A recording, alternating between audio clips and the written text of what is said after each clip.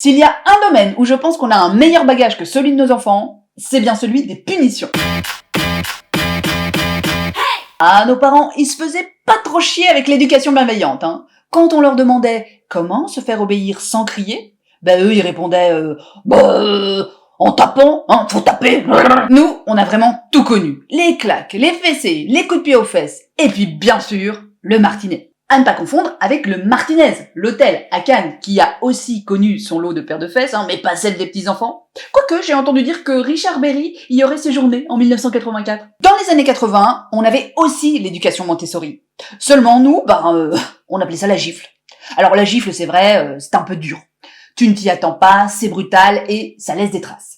Mais plutôt que de voir dans la gifle une méthode de coercition rétrograde et primitive, je préfère y voir une métaphore honnête et sans filtre de notre triste existence. Se faire licencier, tu ne t'y attends pas, c'est brutal et ça laisse des traces. Se faire larguer, tu ne t'y attends pas, c'est brutal et ça laisse des traces.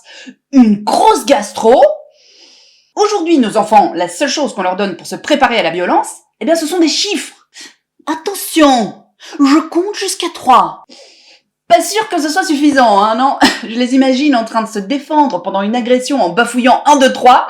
Attention, je compte jusqu'à 3. Pourquoi c'était bien la fessée? Parce que c'était une sécurité. Lors de leur soirée, les sadomaso ont un safe word. Vous savez, ce mot qui, une fois prononcé, permet d'arrêter une pratique dangereuse et d'éviter ainsi les débordements. La fessée, c'était le safe word des ados-maso, ceux chez qui la fessée était le seul moyen d'éviter le carnage. Les enfants d'aujourd'hui sont surprotégés. Moi, quand j'étais petite et que je refusais de faire un bisou à ma grand-mère, je devais réciter 30 fois « Je vous salue Marie ». Alors, ça tombait bien puisque ma grand-mère s'appelait effectivement Marie.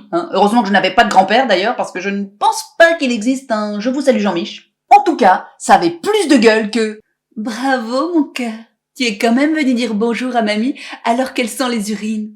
Bel effort ma chérie. Allez, va te laver la bouche maintenant. » C'est bien l'éducation bienveillante, mais si on passe trop de pommade dans le dos de nos enfants, j'ai bien peur que plus tard, ce soit eux qui se fassent entuber, mais sans vaseline. Franchement, c'était mieux avant.